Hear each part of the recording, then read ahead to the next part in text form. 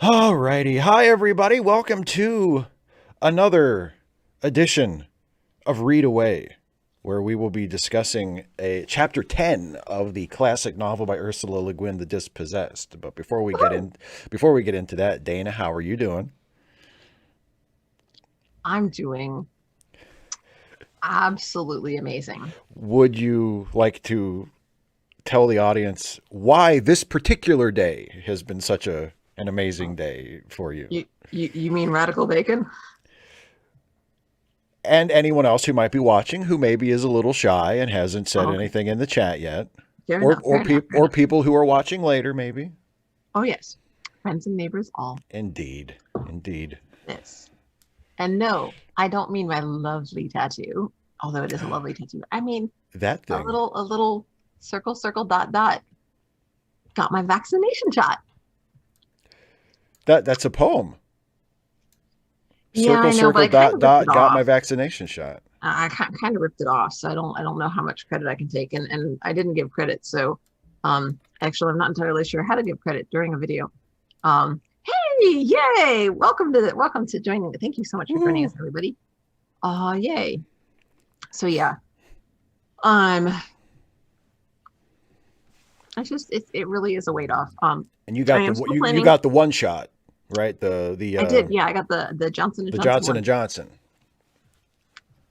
There's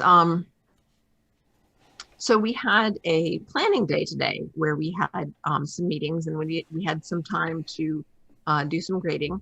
And then they had us scheduled based on where you were located in the county, in the school district, as far as when you were scheduled to get your shot. And then it was sort of also alphabetical groups by last name. Right. And yeah, so one shot, unlike most of my picks. No, yeah, you definitely don't write too many one shots, Don't. but you got one today. I got one today, and it took a lot less time than writing anything I've ever written in my entire life. Even a one shot. Even a one shot, much less time than even a one shot. Um, so yeah, um, but the cynical slash pragmatic part of me thinks that they scheduled this they pulled for the Johnson and Johnson vaccine for us so that we don't need the booster in a month, and they can Oh have yeah. students, because we didn't have students in the building today. And let me tell you, I got so many parent calls done in addition to the meetings that I had to go to.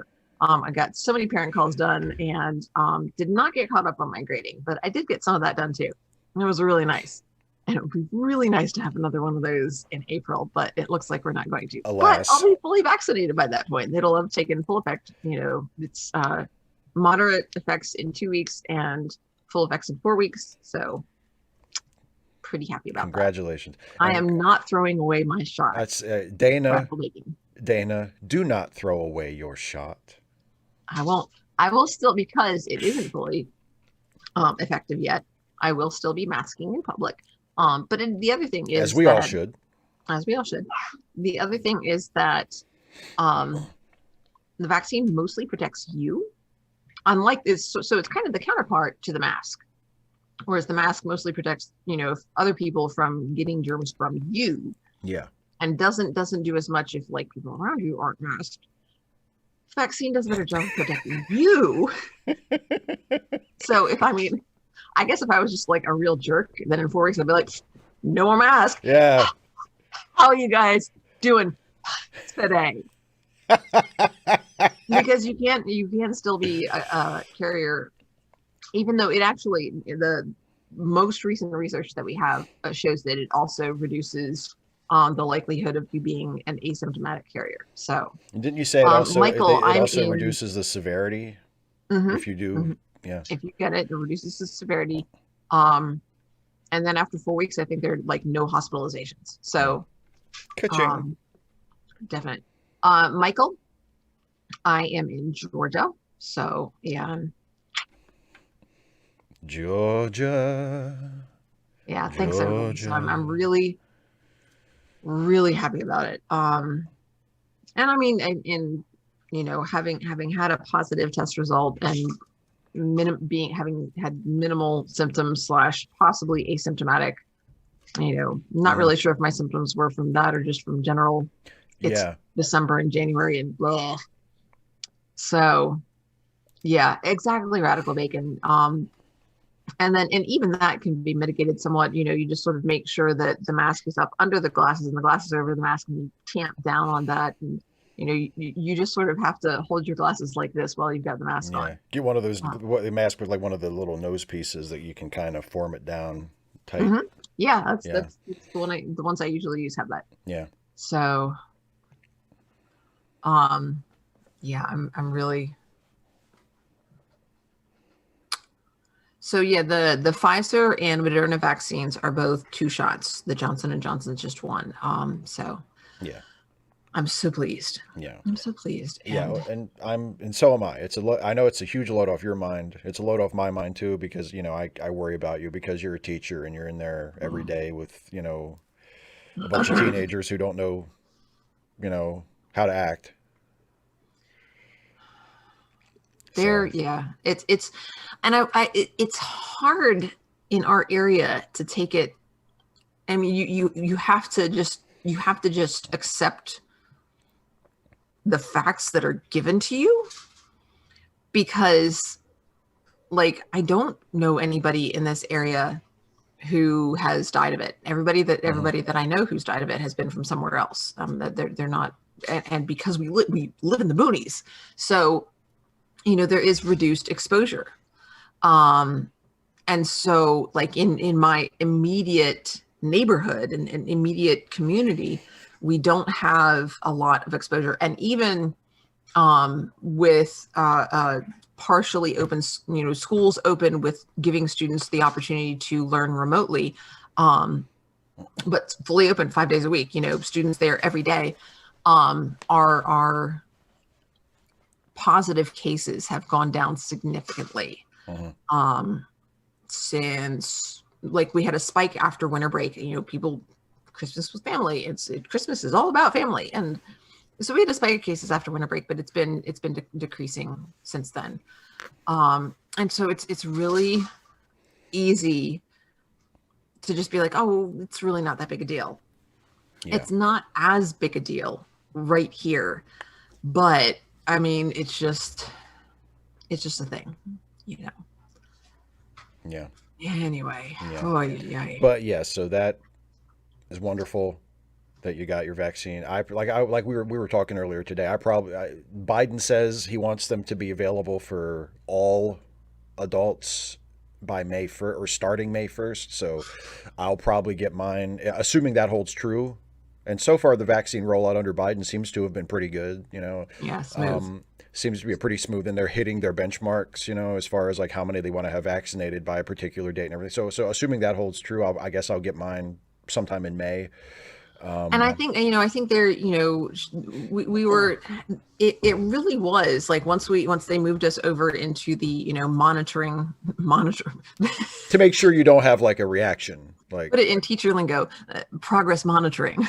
We were in the progress monitoring section. Yes. But yeah, there were a number of other teachers that I'm like, we're like, talking things. And I mean, there was just this atmosphere. Now, part of it was because we were in the afternoon group. That meant that as soon as we were okay, like we could go home, even though it might be a little bit before the school day was officially over. Right, so I mean, there was that done. Like, woohoo, you got your vaccine, and then you can go home like a little early. Woo! Like we were teachers being naughty. Oh my! I mean, and of course, I brought my grading home to work on over the weekend because it is what it is. But well, and you do have a whole big pile of it. I mean, I'm down to 99. I'm in the double digits. Oh, you're in the double digits. Congratulations. of late assignments. No, this is a good day. Woohoo! You got the vax. You got your grading down to below 100. You went to McDonald's this morning.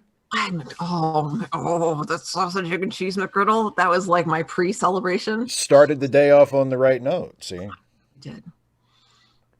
And now, Michael just looked. I mean, originally I was gonna get the either Pfizer or Moderna, on Wednesday because we had, my mom was like, "You're getting this vaccine," and so she actually, because she called around in some of the neighboring states because we weren't, we were in 1B, but nobody around here had it for teachers, and so she had already called around to neighboring areas to find us a place where we could get an appointment to get a vaccine, and so we had one scheduled for Wednesday, but then after, as that approached, they said, we're going to have the vaccine at the school for teachers on that Friday. And we're like, I'm just with 2020 and 2021, I was just like, but what if it doesn't work? But I mean, we were going to have to drive like 2.5 hours one way for the possibility that they might get there. We might get there and they might say, we're out, or you don't actually qualify, even though you went through the screening process online and everything was fine there.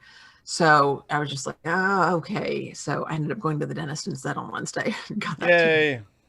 Yay. But yeah, it's overall, it's been a very full week, but a good one. Yeah.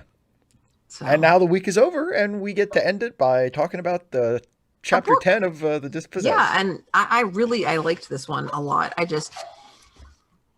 It was nice. We're back on Anaris. It's another flashback chapter. Yeah. Yep. Yeah. Oh wait, but also I forgot. They gave me a sticker. Yay. I did not get a fancy Band-Aid, but I got a sticker. It says I got my COVID-19 vaccine. And see, the I in vaccine is a little syringe. And then in the O and got is a heart with the red cross in it. I love it so much. It's going in my sticker bag. Like I'm not sticking it on anything. It goes in the sticker bag. I'm so indecisive when it comes to stickers. I got vaccinated against a global pandemic and all I got was this lousy sticker. And the vaccine. Which is kind of the important part, Steve. I'm just saying. Although I feel like that's implied in the I got vaccinated. I got vaccinated and all I got was not a disease. Yeah. Oh, it's about what you didn't get with a vaccine. Mm-hmm. That's the most important thing, is what you didn't get. Anyway, Michael, my point was call around. There are places you can go online that will give you maps that show sort of where different counties, I think, are in different areas, and you can presumably travel for that.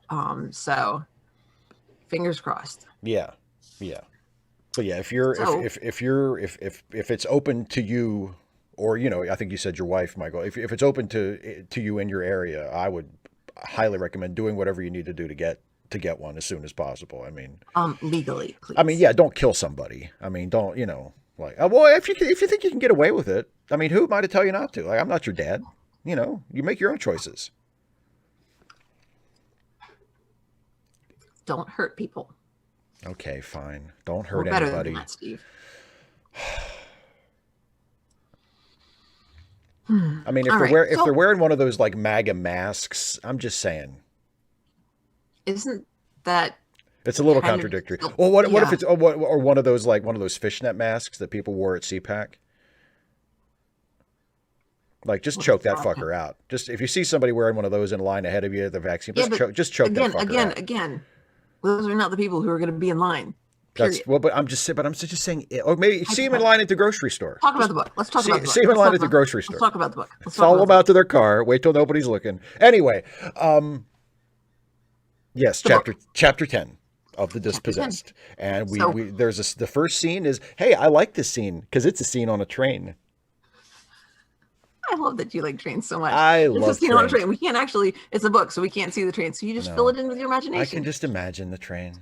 I liked the end of the first paragraph. It gave travelers a good view of desolation. Yeah, which reminded me of Buzz Aldrin's immortal first words when he stepped upon the surface of the moon, which is he looked out at the lunar surface and said, "Magnificent desolation."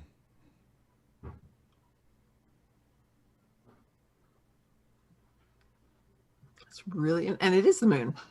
It is, yes. A different moon, but yes, it's the moon, yeah. Yeah, I underlined that and wrote, how nice. I mean, it's phrased as though it's nice, but it's obviously not because they've just had this horrible famine and they've Yeah. really struggled to make it through. And this chapter is set a little while after the famine has ended, but they're still feeling the effects of it. Like it's clear that even though the famine itself is no longer, ongoing, that it's the recovery is still very much in process. Yeah, and it's the driver of the train and a passenger who is curiously not named during Imagine that. during this first scene. Yes. Yeah, but and I wondered about that because, Why are they like, being cute about it?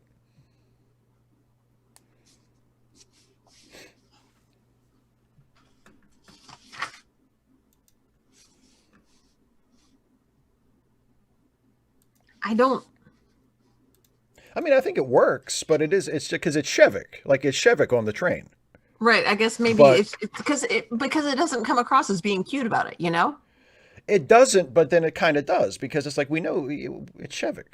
Why isn't he being referred to directly as Shevik? Why is he referred to as, the passenger or the companion or, it just seems, it's, I mean, it does, like I say, I think it works. I think it works really well. It's kind of an odd choice. I feel You like we're know? kind of in the driver's perspective, though.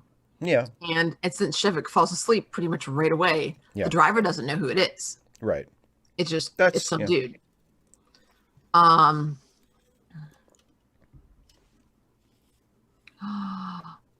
Oh, random geek said trains are not boring. That's a filthy lie. You're a filthy communist. Yeah, no, no, not And only that, that's just a bad lie. That's just look, you need to work on that. look, geek, I know that you don't like Biden, and I know Biden loves trains, so maybe this is your way of like I lashing didn't out know that against Biden him. loves trains. Biden loves trains. Well, I'm not going to say anything about that, but What would you say about it? Like, I'm like that. There's your in. You could like have the president on your Monday show be like, "Hey, Biden, you I know like what? trains, You like brother. trains? I like trains too. We could talk about that online. We just have Come a Zoom on, call. man. I'll put it on my YouTube channel. I can just what's just can I I mean, just send you a link? I can't pay you, but get you some visibility. Well, I wouldn't pay him anyway. I wouldn't want to tempt him into violating the emoluments clause because he would actually give a shit about that, unlike the last guy. Let's not talk about the last guy. Let's Go not back talk to the about book. what last guy. Was there a last guy? Huh. So I circled on a little bit later once Shevik wakes up. Um, I circled by damn. Yes. By 'Cause, I mean, damn. we've heard that before, and I just put, and it struck me every single time because it's such interesting phrasing. Well, yeah, and It uses damn as a noun, and that's like, I guess it shows that, because they talked before about, well, where is hell? It's like the worst possible place. Oh yeah, the garbage dump. No, well, honey, not really. no, yeah, Well, and also it comes back to that notion that their language isn't well suited to to swearing. cursing. Yeah. So,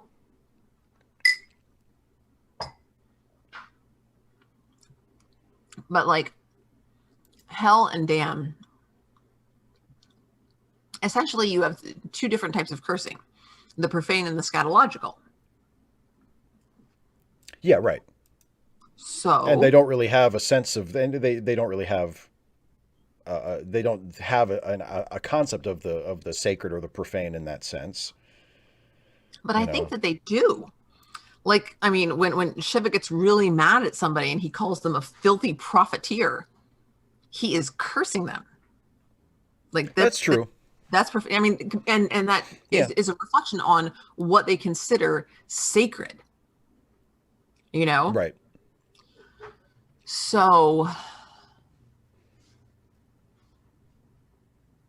I think profanity would be because he I'm trying to think that that's not quite the way it works though, because what profanity is you take something that, like I mean, the reason why damn is a curse and things like that is because you're taking something sacred, the will of God, Yeah.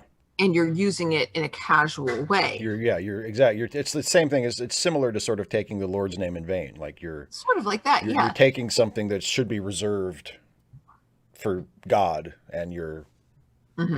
you're sort of And so, co-opting so it. thinking about what is truly sacred to an Odonian would be an interesting. I mean, I haven't thought about it previously, so, and I'm not really, you know what I mean? Yeah, But it yeah, you're kind of would working be through a it. little Yeah, puzzle. yeah, Yeah. yeah. Emerlion, yes, the Chessie system does have an awesome logo, and the CSX, formerly the Chessie system, is the railroad that my grandfather worked for. So, ka-ching. The one, what was the one with two C's interlocked? Can't make my hands do it. Conrail. That was the one Conrail, yeah, yeah. that went by our house up in Pennsylvania a lot. Aw. Yeah.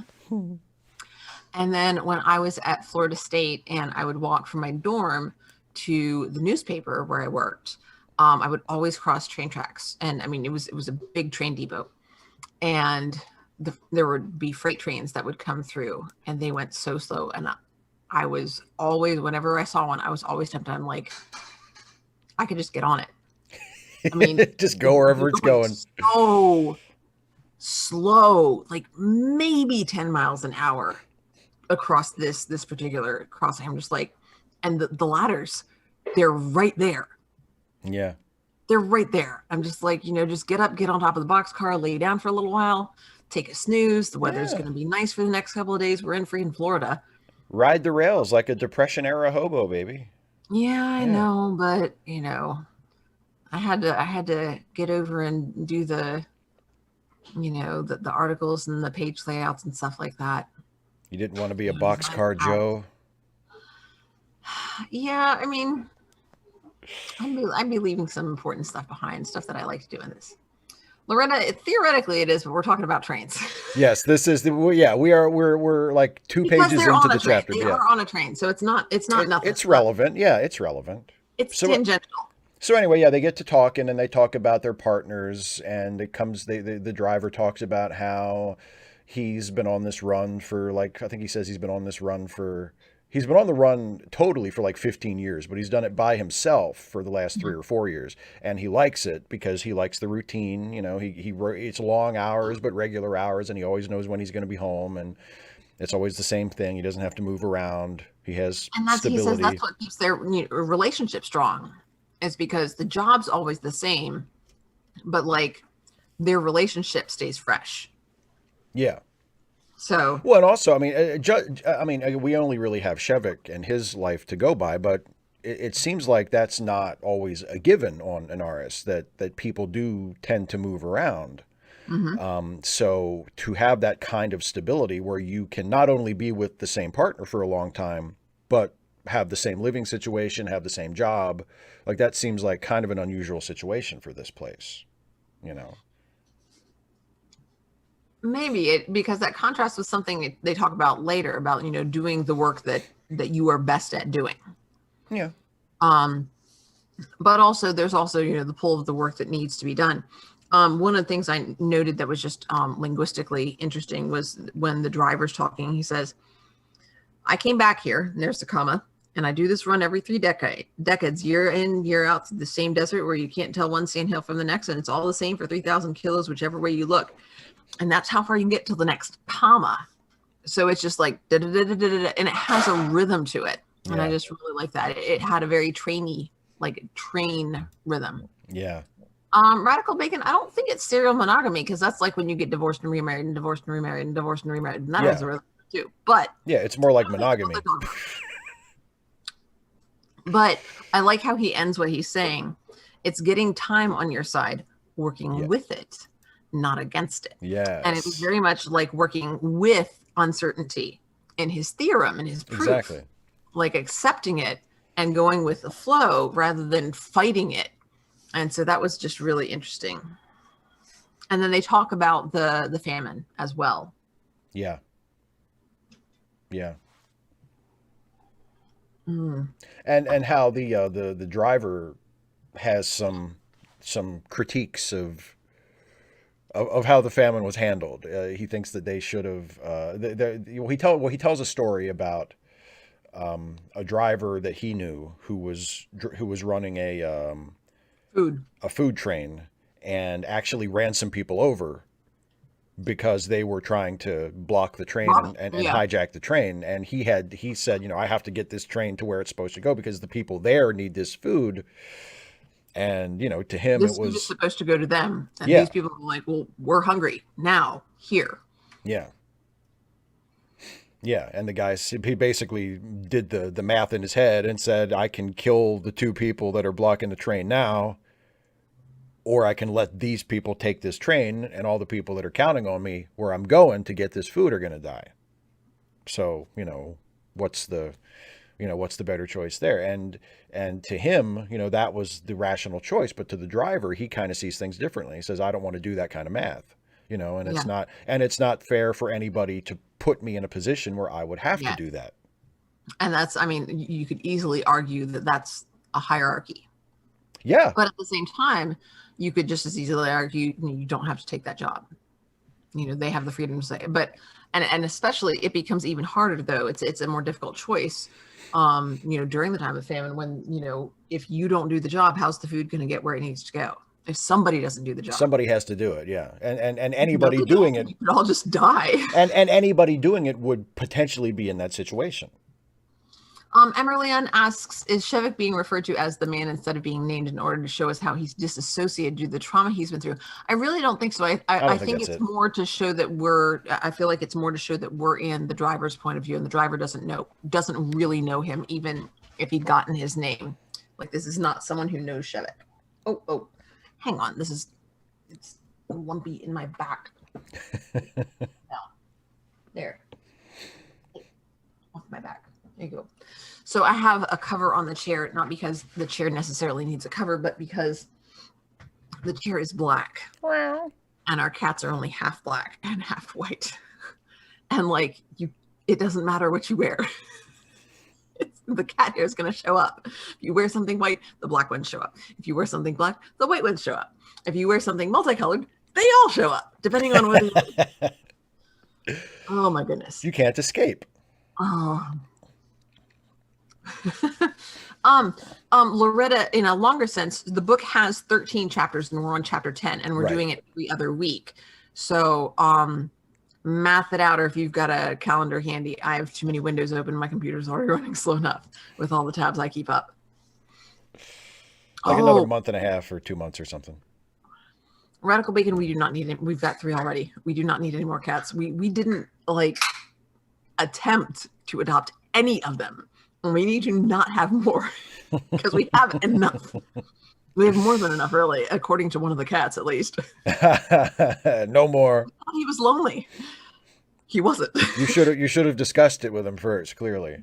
Well, we tried to, but he didn't say, he didn't voice any objections. So. He had his chance. You asked for his input. He had his chance. So, yeah. And he just, yeah. The driver says they're doing wrong, but you gonna kill him for it? I don't know. Right. And I remembered what Shevik said earlier about, need gives you rights. Need grants rights. Right, like his right to taking more food when he was coming back from the cafeteria. Right. And he just got looked at weird, kind of judgily for taking extra helpings during a famine. But he's like, I'm starving and I just did a lot of physical labor, so I'm eating. Yeah, and you can deal with it. Like, you can just deal with it if you have a problem with it. Yeah. And essentially he was hungry enough that he didn't have a problem with this guy, giving him a stink eye for it. He's like, okay, you give me a stink eye all you want. I'm eating the food. Yeah. Well, and then after he hears the story from the driver, Shevik talks about where he has been, which was he worked at a mill where he was sort of a bureaucrat at this mill, and it was his job to set people's schedules and to decide, who worked and who got what rations, and and because it was during a famine, the people who could work the most got the most rations, and the people who were too sick to work, full hours didn't get as much food because they needed that for the people who were working. Mhm. And so he was, and because it was such a desperate situation, he was basically in a position where he decided who lived and who died. And all the while he was getting full rations because of his job. And that was just, and he tells the I mean, driver, yeah, go ahead. it reminds me of work camps, like that Yeah. was how the gulags were run, or some of them at least. I'm sure they had enough of them that I'm sure there were some differences. Yeah. Yay. Yeah. But like the work groups that could do the most work got the most food. Right. But the key wasn't to do the most work so that you could get the most food, because if you did that much work, it still wasn't enough food because it was physical labor. Right. It was too yeah, it was It was too strenuous. you would burn So the calories and you wouldn't get any. Yeah. yeah, and if you were actually not strong enough to do it anyway, you would end up undercutting yourself. So the key was to find out sort of where your body type and where your own abilities were, and do the work that you could do, but not to push yourself too hard, but to get as much food as you could, but not to laze around, because then they just let you starve, Right. or they wouldn't, maybe they would shoot you as an example, or just, knock you on the head with a shovel and just let you die. Ewan Smith, I'm guessing you mean the necklace. Thank you. I think I've had it for ages and ages, so I'm guessing that. But yeah, thank you. I enjoy it. It's nice. It's just little flowers out of beads. And so yeah, the driver kind of goes on to his sermon. He's like, "That's wrong." He's like, "That's dead wrong. They should have shut the mills down. You can't ask a man to do that." Yeah, you can ask. You can ask anything you want. That's that's Odonianism. You can ask anything you want. And but I mean, there's also a parallel to capitalism, and exploiting workers by offering jobs that just jobs that don't pay a living wage, and being like, what else are you gonna do? I mean, better than nothing. the idea that some money is better than none, to quote our friend Kyle From Superman and Lois. I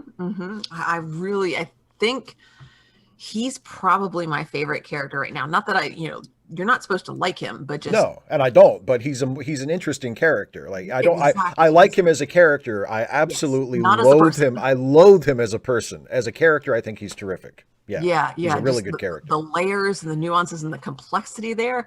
And then that scene outside the therapist's office. With him and Go Lana. back and rewatch that, because you don't realize what's going on at the beginning. It's not made clear. And then I want to go back and listen to their conversation, knowing where they're at and what they're talking about. Right. I think I want to you think rewatch like that. you think like maybe it's like a marriage counselor for them, or it's some but it's their daughter. And you don't know, because they're obviously I want to see. Yeah. I think there's more to him than what we're getting. I'm really interested. Yeah. It's just it's really interesting. And so anyway, then I get the feeling that the driver is kind of just going on with him like, this is wrong. They handled that wrong. That was bad. And he doesn't really know what they should have done. He doesn't really right.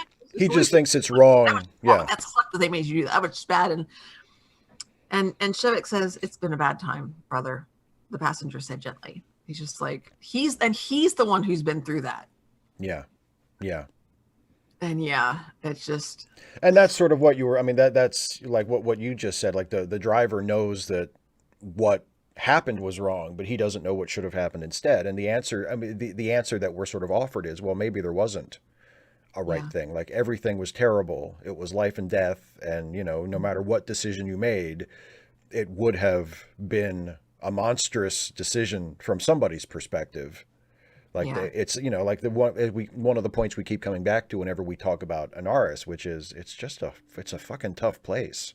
Like it's just a really, really rough place to try to get, to have a life.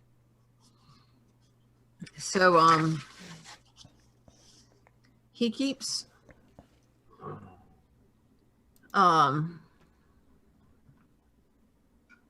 so there's a truck heading down to Shakar, but he would have to wait for it to be loaded, and he finds out that it's only about 6 kilometers down the mountain. Yeah, So he he's decides going to walk. downhill. Yeah. So it's a decent walk, but that's not bad. But I mean, when you're tired and you've been hungry for a long time, Yeah. And so. And he gets to the town and he's walking through. And but there was a part before that was interesting. As he started down, the air grumbled a little, and he felt a strangeness, no jolt, no tremor, but a displacement, a conviction that things were wrong. He completed the step he had been making, and the ground was there to meet his foot. He went on, the road stayed lying down. He had been in no danger, but he had never in any danger known himself so close to death. Death was in him, under him. The earth itself was uncertain, unreliable. And that was something that I underlined. The note I put in the margin was, in the moment of danger, you don't think about the danger, right, but about action. It's like, I have to do this, and then I have to do this, and then I have to do this. It's like, you don't have time to think about, this is scary. Right. There's no time. You don't even, you may not even, as happens to Shevik, you don't even realize what is actually happening. Oh, you know what's happening. You might not, but well, you figure it out. But there's just, I think it's the adrenaline, but it's when you're out of the situation that it hits you, and you're like, I think that's what he's going through there. Yeah. So, yeah, and so he finally comes in. And he finds a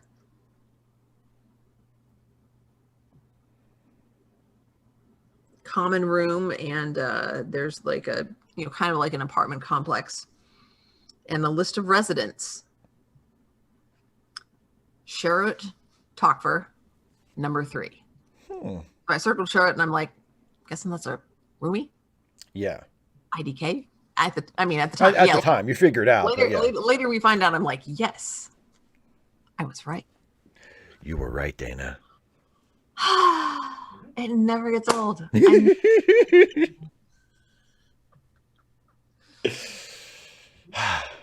So yes. Yeah. So he goes, and he goes to. I love the reunion scene. Yeah, the reunion, especially with him and Sadiq. The kid, and so the child goes over to Tokver and takes her by the leg and starts crying, and I'm guessing Shevik says, "But don't cry. Why are you crying, little soul?" And the Sadiq says back, "Why are you?" And like, the fact that he didn't mention it, he didn't even notice until then, I think, because we're in his point of view. Yeah, it's just, he doesn't realize. Yeah.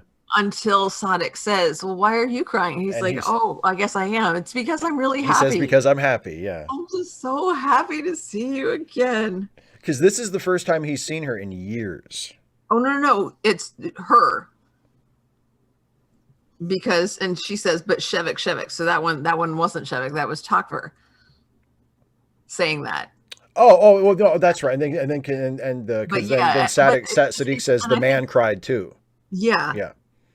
And so it's confusing. Everything's happening at once.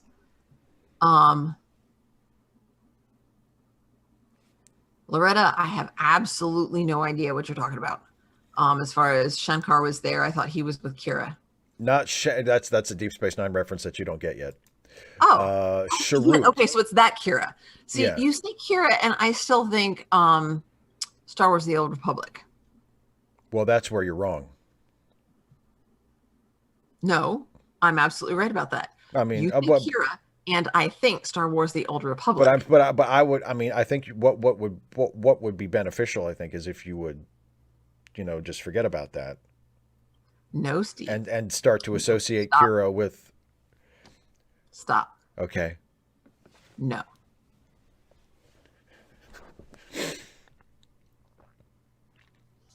I'm just saying, who gives a shit about Star Trek or Star Wars: The Old Republic? I mean, Jesus, it's Let me think about that. That would be. Oh, yeah, good point. I wrote fanfic about it. Yes, you did. Some of which I have read. So they talk, and Sadik is very thoughtful. Shevik has lost his handkerchief.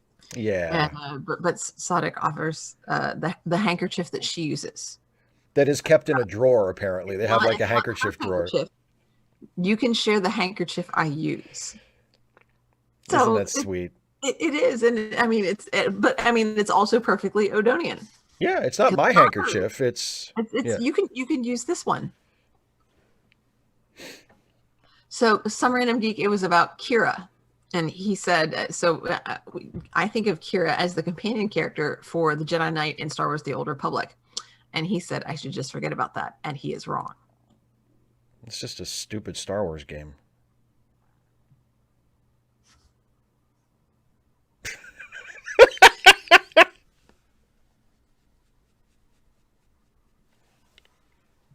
I apologize. I don't know if I believe you. An apology only really matters if there's changed behavior.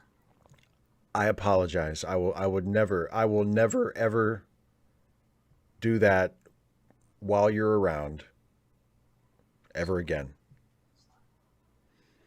And Some Random Geek, I'm going to ban you. I swear to God. Star Trek is a stupid show too. You talk all the anarchist bullshit that you want, but don't you ever insult Star Trek, man. Don't you ever fucking do that. Dude, you have to admit, Steve, that sometimes Star Trek is a stupid show. It's a deeply stupid show. Sometimes. Yeah. It's a deeply stupid show. Yes. No, sometimes it is deeply stupid. Of course I am kidding. Okay. Oh, and then I had some things that I liked when they were talking about and he said, was there an earthquake here a while ago? She's like, oh, uh-huh. And she said, she explains things, and I'm just like, oh, you're so four. And the dialogue for the kid is really good. Like, it really sounds like this is it. It's a precocious child who knows something and is excited to share what she knows. When there's an earthquake, really the windows go gliggle, Gliggle. Exactly. Yes. Gliggle, and the floor waves, and you ought to go into the doorway or outside. She's being helpful. She's telling people what to do because just in case you don't know, because she knows. She knows what to do. Yeah. I love her so much. Oh my goodness. And they've been apart for like ever, and they are together again, and they're still happy, and it's just so nice. Yeah. And they're just like, they're so happy. And then Sadik says, your nose is still dribbling.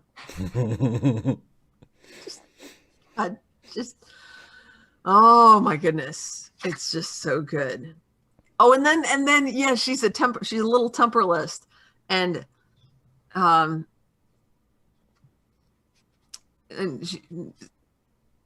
Shevik mentions that she doesn't stay in the apartment. Hello, Lee. She doesn't stay in the apartment, but she sleeps in the dormitory. The little girl does, Sadik. Yeah. And, at the education center or whatever. Yeah. And Sadik says, I was 4 already. And Tokver corrects her and says, you say, I am 4 already. And it's like, that's not the way it works. She's like, but I was 4. Now I'm more than 4. Right. You know what that reminds me of? In Disney's Robin Hood. Skippy's birthday. Mm-hmm. He's like, did me old years, how old are you now? And he's like, gosh, I'm 7 years old, going on 8. Just like, but now I'm not 4. I was 4. Now I'm like 4 plus. Yeah, exactly. And Tokver says a temporalist like the father, but I circled that and I'm like, a linguist. Yes, indeed. Precision matters. That's what I wrote. See, can you see it? Yes. Precision matters. Oh my goodness. Yeah. But How yeah, about when you say it seems difficult for the parents having the child live apart from them? Um, Takra also mentions later um, that they sort of looked at her a little bit askance for I think both for breastfeeding Sadek as long as she did, but also for taking care of her personally as long as she did, because the whole "it takes a village to raise a child," literally it does. And so the parents will visit with the children that they birth pretty regularly, but it's considered propertarian to think of it as your child. Like, you don't you, first of all, you're not supposed to own property. You use property. And goodness knows you don't own people. That's like wrong. yeah, yeah. So,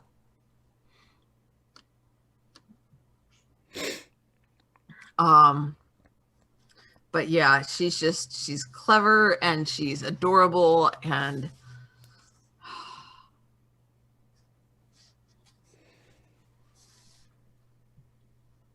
they said I was being propertarian about the child and not contributing full strength to the social effort in the crisis. They were right early.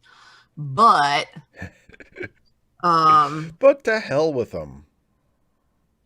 and it really is, their social pressure and things like that. And she's like, and she says Sadek stayed with me in the dom till this autumn, so in the domicile. Yeah. I still miss her. The room is so silent. And Shevik says, "Isn't there a roommate?" And I'm like, I'm underlined. It went, aha, Aha, Sharut. now I know. So Yeah, and we get another reminder of that very, very pointedly non-possessive idiom that they speak in, because it's not "do you have a roommate," which is something that we would say without even giving it a second thought, or who is or your roommate? who is your roommate. Yeah, we wouldn't even think twice about that. That's just the way we would describe it. But in Anaris, it's "isn't there a roommate?" Yeah. Yeah. So random, you say that parents don't own their children anyway, but I mean, in our society, we act like they do.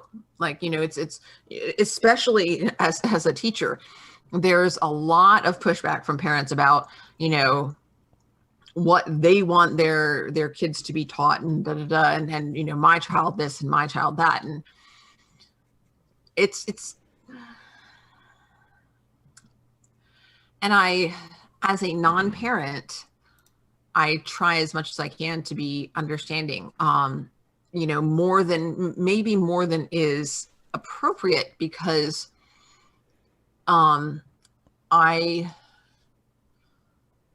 grateful that I don't know any parents who are like, well, vaccines cause autism, but I know parents who protect their children more than I think is safe. And I think that's where the whole vaccine thing comes from. I mean, autism is something that makes life more difficult for you, because the world's not set up, our society's not set up to support you very well if that's a part of your life. And so it makes life more difficult. And so I understand that I was talking with a parent today that how do you decide how much letting go you do at what point? And it's just so hard. Yeah. It's got to be so hard. And even in a society where that there are these supports in place, that there are there's developmentally appropriate guidance, that's going to be there. It's like, but what if they get hurt? Yeah, it's an instinct. It's a protective instinct. Very much so. Some random geek, but I mean, beyond that, that's just one example. And parents being overprotective is a thing. And even parents who know that they're being overprotective, they know that that's not good for their child, but at the same time they're just like, but Yeah. I don't want them to be sad, I don't want them to be hurt, and I understand that. Oh, it's just rough. It's just Yeah, rough. well, that's what's tough about it. It's a very human thing, but it's Mhm. like at some point they have to. Someone that you care about so much, Yeah, you know, you want them to be happy, and that ain't the way life works. People ain't yeah. happy all the time. You have to Bad stuff happens. you It have does. to prepare them for the world at a certain point. Exactly. And You you have have to to. strengthen them. And if you coddle them all the time Yeah, and you protect them all the time, then they stay weak and they're not ready for the bad things that do happen. So right. I don't I don't mind being monitored. There's just not enough money. I would love to have, people watch my teaching and be like, oh, did you know that you can make a connection to this novel and da da da and offer me suggestions and stuff like that? Oh my goodness, we share ideas all the time. And I wish that I had more opportunities to go in and monitor other teachers' classes and get ideas from them and share. I mean, that's one of the reasons I love having planning days, is because we get to share so much with other teachers. But in terms, it's not so much. mm, yeah. Yeah. So, and yeah, 4 years ago, Shevik said, it was 4 years ago. It was 4 years ago that I came back to Abernay. Right. Which was the last flashback scene that we saw when he got Mhm. there at the end and they were And they gone. weren't there. Yeah. And They they had and, just and so left. it's been more than 4, because he says you weren't there, you'd gone 4 years. And I put 4 years is a long time, but it was more than 4 years since he'd seen them. Yeah. 4 years is a long time, Steve. I know. And there are even longer times, believe it or not. Oh, I believe it. And but he said I ran all the way from Plain Street to the domicile, and you weren't there. Just like, I know, it just like rips your heart out, but it does it in such a way that it doesn't feel manipulative, because they are back together, so you have that. So it's great with the pacing. Oh my goodness. Oh, Emily, and that's really, really neat. And you know what? Now that you mention that, that's very similar to what we did when we went to Disney World. My husband and I went, his sister and her husband, and his parents, and then his sister and her husband. They have 2 boys. And so there were 2 kids and 6 adults. So like you could just, Sort of pass them around. punt the kids around. Yeah. And like you said, it worked great for the parents. It was great. So we all got to have an actual vacation. And we got to see the kids and spend time with them, and we could spend time as a big group, but then we could also split up. And it was much more restful than sometimes when I've talked to parents who have gone, like 2 parents who've gone with their like 3 or 4 kids, and I'm just like, good luck. Yeah. But they talk about how stressful it is, and I believe you. I 100% believe you. That's completely believable. That sounds, I won't say terrifying, but it does sound very stressful. So, and they go to the cafeteria and they get food together, and Yeah. they just, then the staff says, don't hurry, you just take your time. So Tucker wakes up in the morning, and just the way she phrases it was interesting to me, because she's thinking, we came talk for thought from a great distance to each other. We have always done so, over great distances, over years, over abysses of chance. It is because he comes from so far away that nothing can separate us. I'm just like, I'm gonna just accept that, but it seems like that's morning brain. She's just being poetic about it. She's I guess, but the thing is, that would be the same thing. Like, she's talking about, the distance of, another human mind, as well as the distance imposed by the expectations of their society and the pressures. But I'm like, Well, that would be the same with anybody, but it's because he is willing to cross that distance Yes. to be with her. Yes. You And know. that's, yes. And it's not because, it's not just because he was so far away. It's because it's because they each choose to come back. Yes. Despite that distance. That's, Exactly. and I don't, and again, It's first thing after waking up and she hasn't had any coffee yet. Yeah, So I'm sure that's part of it, but also, she's just, it's their first morning together waking after up. having been separated, and I think she's just sort of being kind of, she's just sort of like rhapsodizing about it, Yeah. Yeah. So And it's a really nice, it's a really nice passage. That paragraph, that last paragraph before the scene break, there is one I think is my favorite part of the chapter. It's just a beautifully written passage. look how far away he is asleep. He always is, but he comes back. Yeah. Yeah, but Charles says that even Shevik, now that he's around again, spends most of the day with Sadek. But Shevik kind of thinks about he doesn't do much of anything for a while. He's Yeah. not sick. He's just like, he's kind of done. He's been working like this whole time. Yeah, And and as he's we been heard hustling, in but the he's like, well, and he just as we heard in the first scene with the train driver, like his work has been taxing emotionally and mentally, and like yeah, he's just done. yeah, He's done. And so, yeah. And so, yeah, they spend some time together, and he just sort of has some time to decompress, I would say. yeah, And he needs that. Like he's not thinking about like his work or his theorem or nothing. He's just recovering, even though he's not like sick or anything. He's just been through. He's been traumatized. It's been traumatic, and he's recovering from that. I did mark. He had taken. He hasn't called what it is. He doesn't say what it is, actually, does he? What is it? And he says, it hangs from the ceiling. Is there a nail? The coat hook will do till I can get a nail from supplies. I gave the... And the narrative tells us that it's a mobile. Mobile? a mobile, yeah, or a mobile, I guess it. You can pronounce it either way. And he says, I wasn't going to leave them there for old what's-her-name, Mother Envy down the corridor. Old Mother Envy, yes. Old Mother Envy. The know-it-all who jumped right in when he came home and found Takver and the kid gone. She was like, oh, isn't it terrible that they posted her somewhere else? And I already know the whole story. So yeah, they're still, they're still, Shevik and Takver are still just like, oh my God, you're here. Yeah. And they were both still on edge, overstrained. Sadek looked at them holding each other for a moment with a calm, observing eye, then returned to watching I love the capitalization here, the occupation of uninhabited space. And I underlined that and put question marks because it's like, wait, what? Huh? That's the mobile. That's what the mobile is called.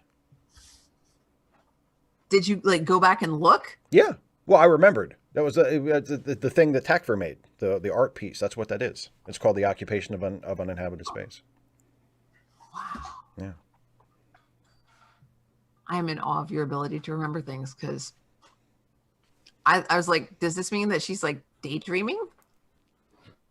No. Yeah, okay. No, that's the thing. It's the thing that he takes out of the case. It's yeah. Okay. Thank you for providing that context, because I didn't have it. Well, there you go. I literally didn't even think to look back and say, is that the name of the mobile? Nope. Nothing. I'm like, she's just looking off, and she's just sort of, okay, they're having a moment, so I'm not gonna look at them. Whatever, do your thing, grown-ups. Yeah.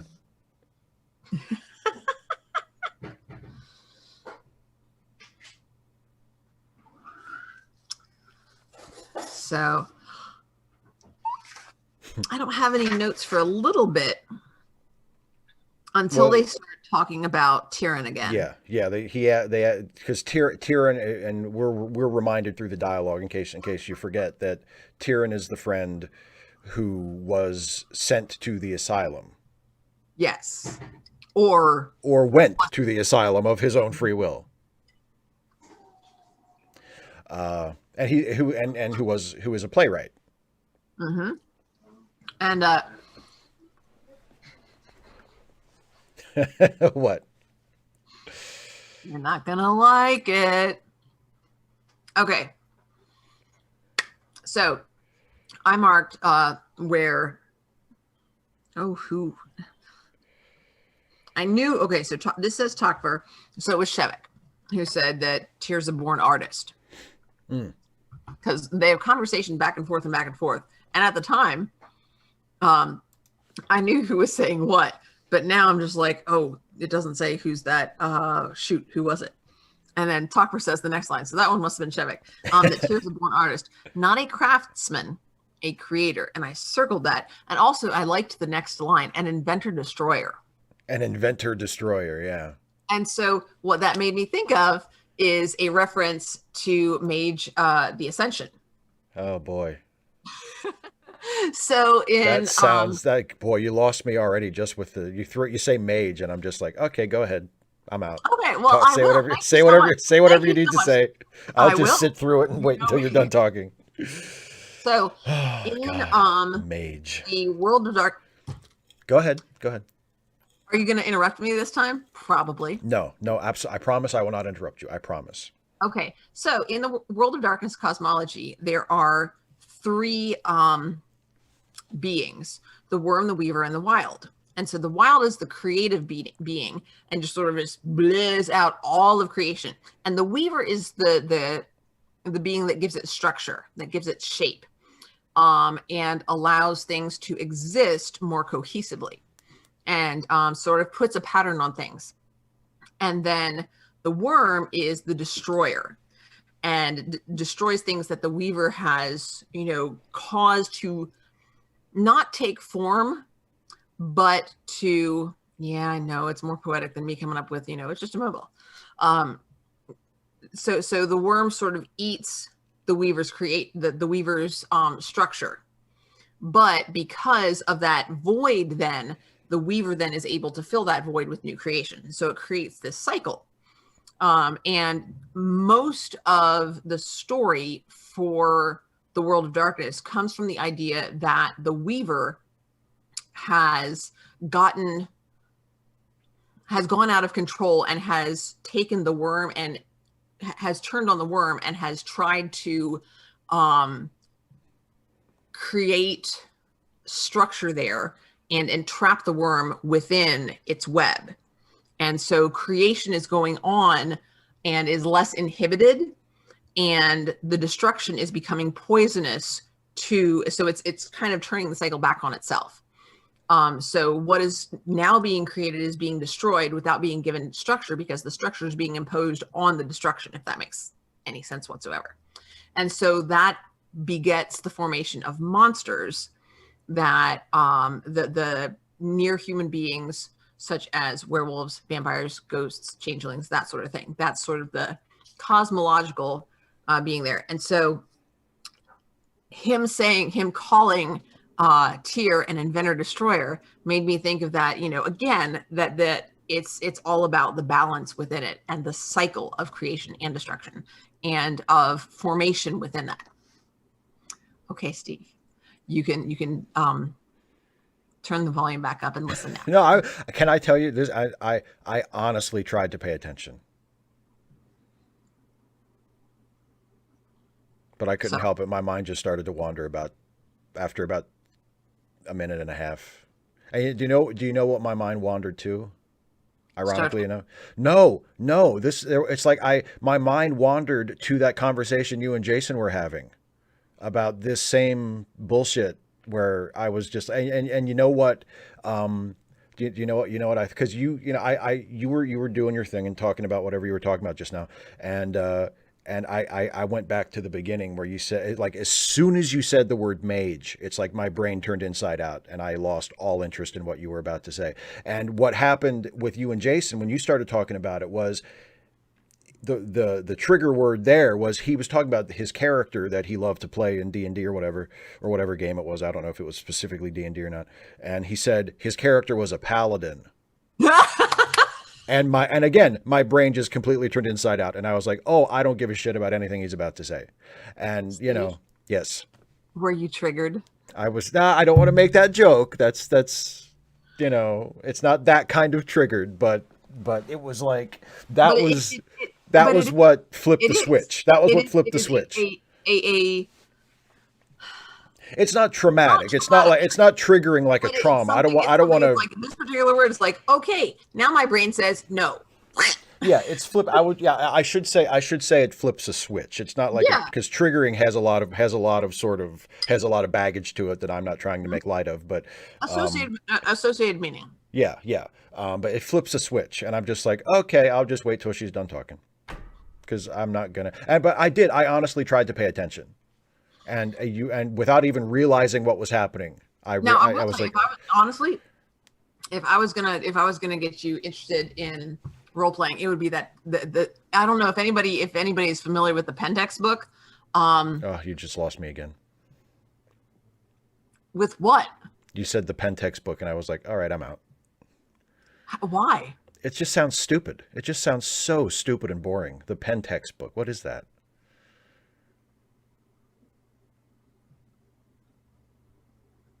If I said the Wilson book, like referring to the name of the author. Well, Wilson is a normal word. No, Wilson is a normal word.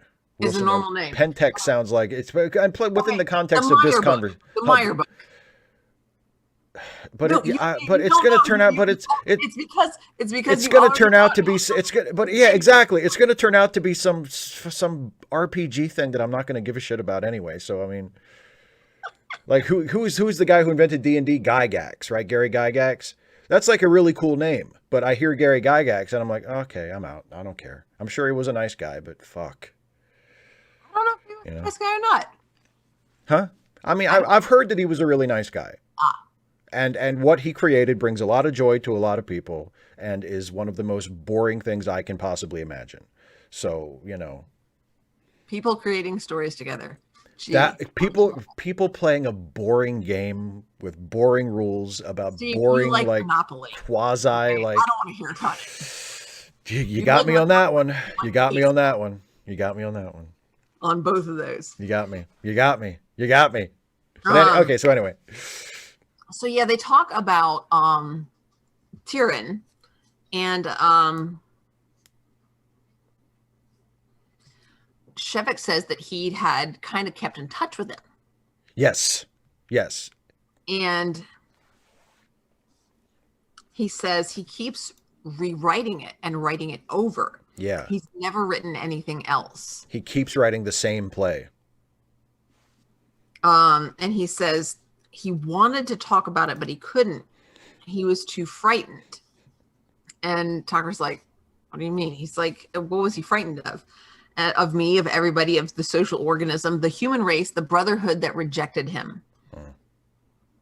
When a man feels himself alone against all the rest, he might well be frightened. And I think that, I don't know. I don't want to, I mean, frightened of further rejection, yes, but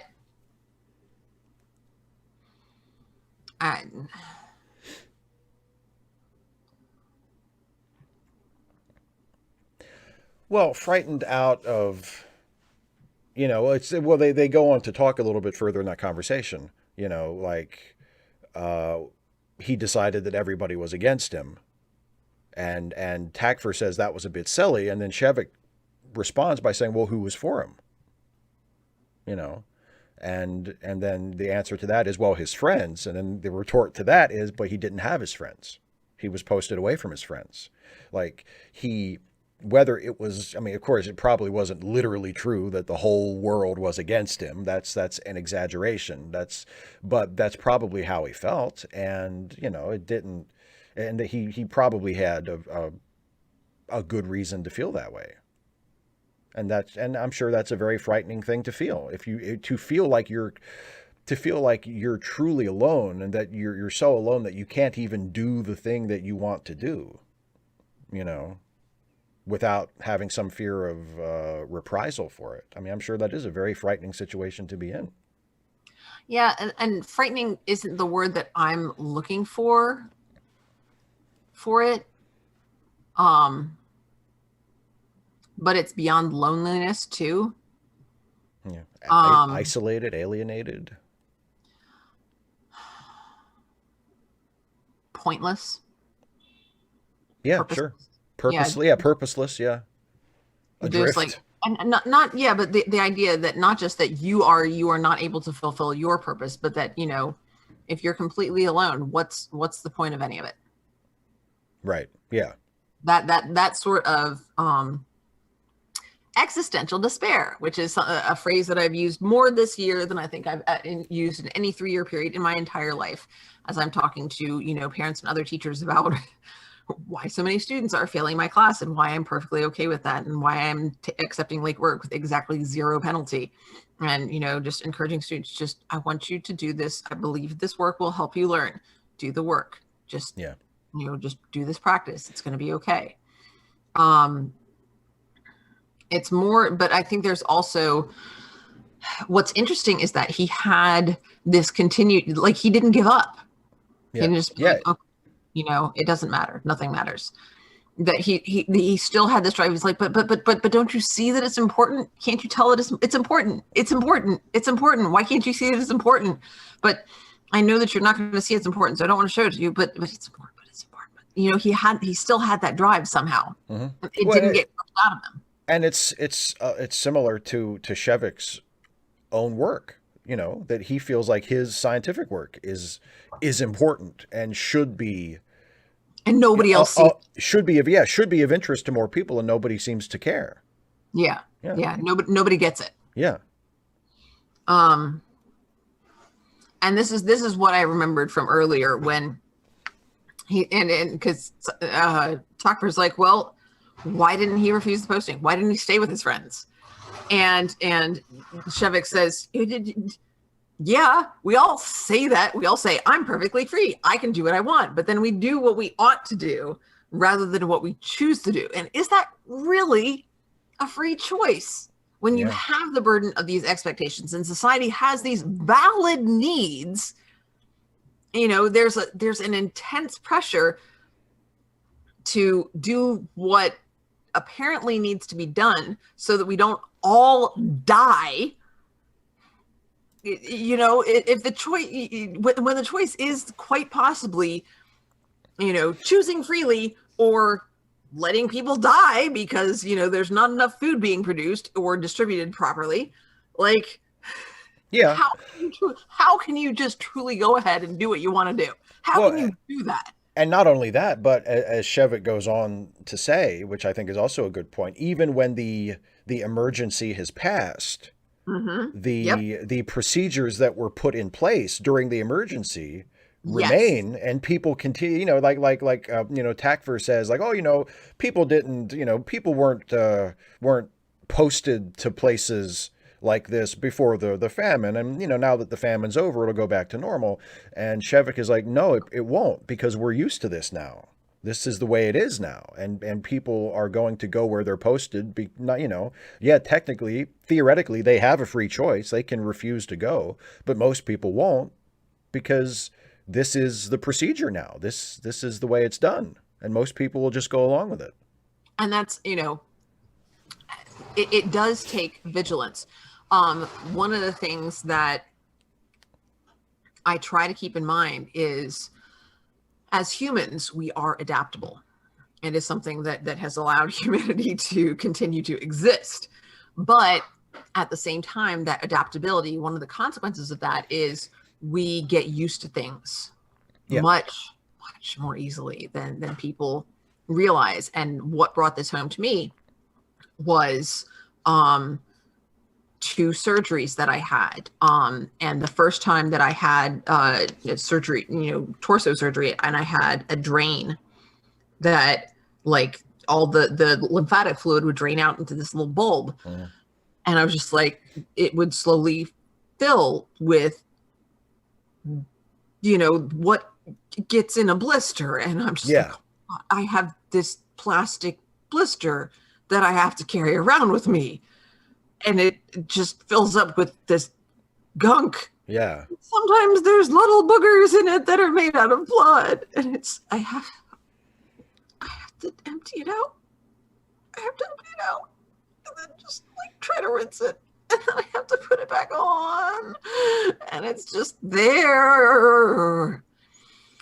And they pulled it out. It wasn't painful. I'm very grateful for that. But it went... and I could Yeah. feel it coming out of the side of my body. And so anyway, and then I had, a few years later, I had another similar surgery, and they had the drain there, and I'm like, oh, it's like the last time. Yeah, And it had become normal when because, it fills up, yeah. then I just go squirch, and then I can put, I mix together, first I take a little Dixie cup of hydrogen peroxide and I squitch it out and I go, and then it foams like nobody's freaking business. And I put my thumb over top and I go quick, quick, quick, quick, quick, quick, quick, quick, and it's like it's just full of suds. Yeah. Because it's biological material. Because you're disinfecting it. Yeah. Yeah. Uh-huh. And then I just put it back on. And then eventually they took it out of me. And it sounds like it was a lot easier the second time than it was the first time. Because I knew what to expect, and it was like it was no big deal. And you knew you could do it. You knew that. I knew I could do it. I knew what to expect, and I was used to it. And I mean, just there was this huge. I hold on to that. You know how easily I forget things. That is something I hold on to remember how easily we get used to something. Yeah. Something that we think we can never get used to. Something that you think is gross and horrifying. Something that I thought was absolutely horrifying. That was just like anathema. It just felt wrong. Some random geek says, "I am listening because Dana didn't say major pentex." Yeah, because it's actually an interesting. Awesome. The art is freaking awesome. It's beautiful. Because it's actually an interesting story. You will appreciate the art, Steve. So just shut your mouth. Wow. Anyway, I'm telling you, you don't realize that I love this book. It's so good. I'm glad that you love it. Yeah, I'm glad that you love it. And I didn't even. I'm so sorry, Radical Vegan. Oh, I'm so sorry. But the note that I put, because I underlined the part that you were talking about, the note that I put, thus we must be vigilant and question and push back. And that is the Odonian way to say, because traditions form for reasons, but what we have to do is we have to keep questioning those traditions and say, is this still the best way to do this? And to be open to the possibility of trying something new, even though it might not be better. And if it's not better, not just to keep doing it because it's new, but to go back to the old way and to say, going back to the old way, if the old way works better, is perfectly fine. That's good. Right. But to also, there are a lot of teachers who are just 100% against charter schools. And I'm against the way that charter schools are used, but charter schools provide such an opportunity to try out new educational strategies without some of the pressures that are put on public schools, because these are new educational strategies. We don't know if they're going to work. Right. We have reason, they have been researched. We have reason to believe that they are going to be useful in these particular situations, but when you go you need to field test it situation to like real life, you might run into some snags, and so that should be okay, but they shouldn't be held up as like counterpoints to like regular public schools. They should serve a different purpose, and they don't. But at the same time, quite often public school teachers and people who are invested in public schooling see charter schools as what they can sometimes be, which is a threat. And there is risk with trying something new. But there's also the risk that if it works, that we just sort of let go of what else has also worked and just only go with a new thing. So some random geek, asking if this is a just hierarchy, and we have to continue asking that. And that's what, they talked about it before about, the early Odonians, instilling these values deliberately, but as future generations seem to have gotten complacent, and they don't, and some of that maybe is also the lack of the sacred to them. Mm-hmm. They don't hold these values of questioning and pushing. They don't hold those values sacred. The values that are sacred are of sacrificing that individuality for the good of the community. That is what they have enshrined. And that's not the only thing that makes you an Odonian. They've lost some of the other things. Right.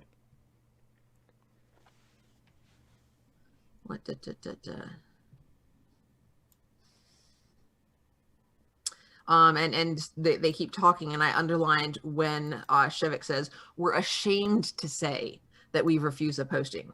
that the social conscience completely dominates the individual conscience instead of striking a balance with it. We don't cooperate, we obey. Yeah.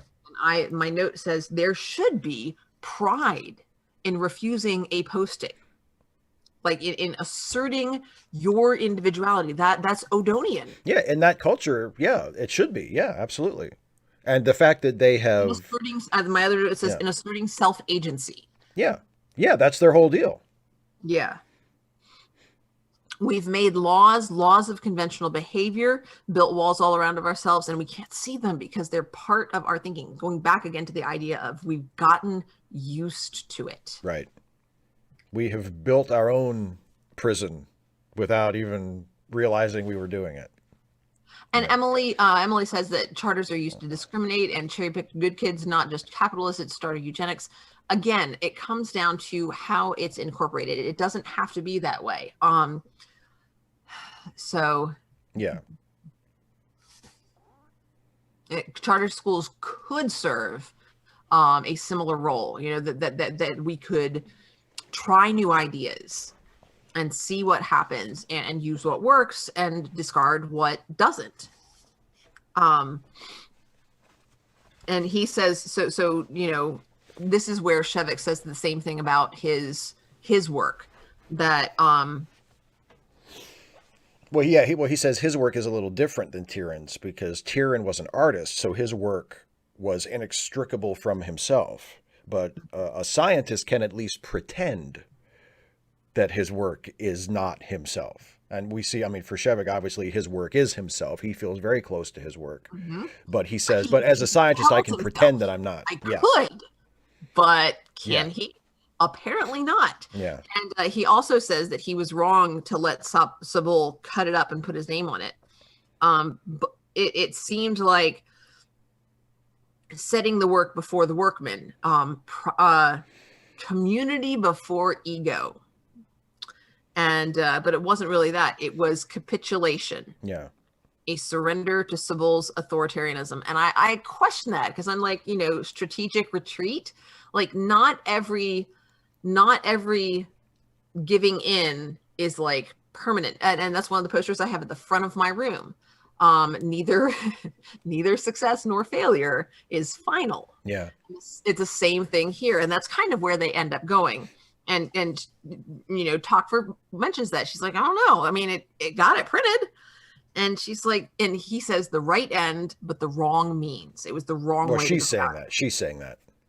No, Yeah, she's saying that. Tokfer says that. yes. Dang it, I blah, blah. You're right. But yeah, it's because there's a lot of back and forth. So Shevik's the one saying, well, but at least it got it printed. Yeah, they're kind of seeing each other's side of it. Yeah, like yeah. Tokfer is saying, I was wrong. I shouldn't have told you to let Sabul put his name on it. Yeah, because she was the one who said, well, it does it really matter if your name comes first? Yeah. But it wasn't just that, because he changed it. Yeah. But this is also after, you know, she talks about her pregnancy. Yes, and she says, what is her line? She says, pregnant women have no ethics. There's this primitive kind of sacrificial impulse, you know, screw everything if it threatens the fetus. Yes. I think that's why the old archaisms used women as property. Why did the women let them? Because they were pregnant all the time and they were like possessed by, you know, this primitive instinct. The instinct. Yeah.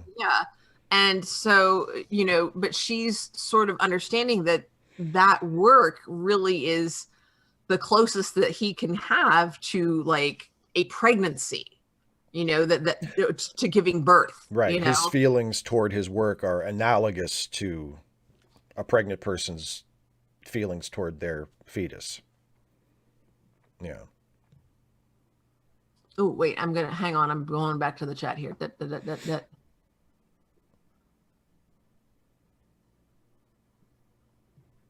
My school district tried a 40-minute trimester year instead of a 6-hour-long period semester school year.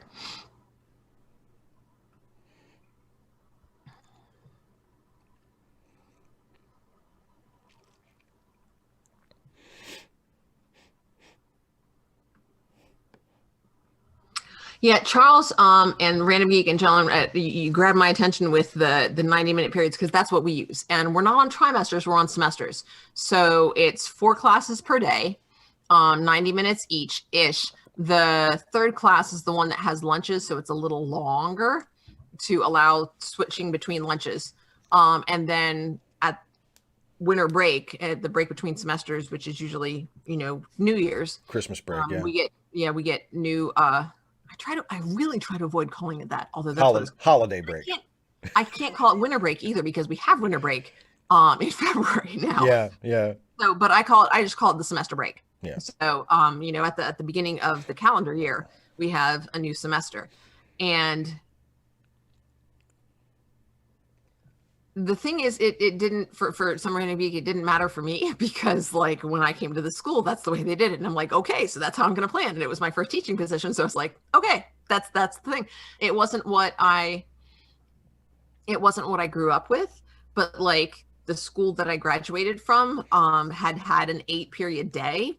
And the school that I'm at now has a 4-period day twice a year. So it's still 8 classes. In total, yeah. Yeah. I definitely like having having the longer planning. God, I don't know what I would do if we did the shorter planning periods. Like if you had to teach an extra class, because essentially I teach 6 classes per year and I get 2 preps per year and 2 planning periods per year. So I don't remember. I wasn't a teacher, so I wasn't a teacher at the school, so I don't know. I think what happened was we had like study halls, and a teacher would have one planning period and one like duty period. So you would have to cover a study hall. But I mean, essentially, the students were supposed to be sitting there quietly, so you could do stuff then you as didn't well. have to be teaching them. Yeah. Yeah. Radical Bacon, that's part of it. The big thing for me is that you don't have as much transition time. Like you only have a break between first period, second period, third period, fourth period. So it's like a 5-minute transition. Well, a break after first period, break after second period, break after third period. So that's like 15 minutes of transition. That's it. When you have an 8-period day, you have 5 minutes between classes after every class. And so that's after first, after second, after third, fourth, fifth, sixth, seventh. So that's 5 times 7. So that's like over half an hour. So it's over twice as much transition time. So with the longer periods, you actually get more instruction time. Yeah. But it is challenging. And it's at the high school level. So you have to keep it moving, and you can't do the same thing the whole time. You can't. And you have to be aware of like how you're using your time and how you're making it through, what you plan to do. Loretta, okay, keep in mind, I'm in rural Northwest Georgia. So yeah, we have a student-led FCA, which is Fellowship of Christian Athletes, which is sort of a misnomer. It's like the religion club. Yeah, it's the Fellowship of Christian Athletes, but you don't have to be a Christian or an athlete to join, so they say.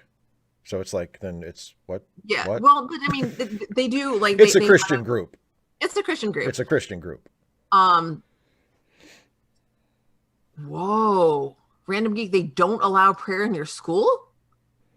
Like, so what would they do? See, the thing is, we can't, as a teacher, I can't tell the students to pray. Like, no. But, if a student is, getting their work done, if they finish early and they want to use that time to pray, go for it. If they're, if they have lunch and they want to pray before they eat, okay, that's fine. So, wow, that's really interesting. Summer Random Geek, I'm surprised they didn't get sued for that. Yeah, that sounds a little. I mean, I'm not sure. Maybe it's like. See, the FCA thing is they're really strict on that because they have to have like teachers there. Like it can't just be a bunch of kids with no supervision because that's a different lawsuit waiting to happen. But the students have to be the ones who like arrange all the activities, decide what praise songs they're going to sing, who's going to lead the prayers, anything else like that, that kind of thing. Radical Bacon making another Deep Space Nine reference you don't get yet, but you'll get it eventually. Anyway, sorry. Yeah, students have to lead the FCA. Yeah, students have to lead the FCA.